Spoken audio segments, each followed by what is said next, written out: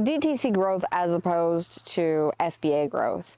They're just two different things. So FBA growth is frequently a matter of how much money you're going to throw at it in terms of Amazon's ad spend.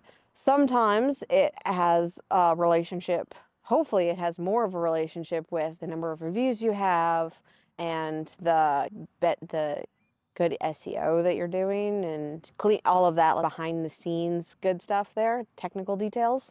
With DTC growth, it is also related to things like PPC, like if you're going to push ads, then push ads. You can do the retargeting and all that good stuff.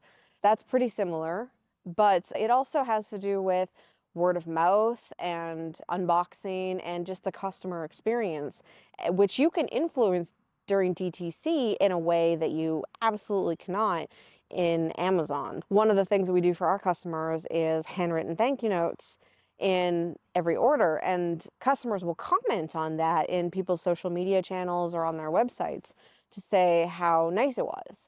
And that's a great way to build that sort of delight and the buzz around your brand. And that's what develops your growth potential, I think, is the more of that genuine customer connection that you can foster, the more likely you are to be able to grow your brand more or less organically and not with straight ad spend.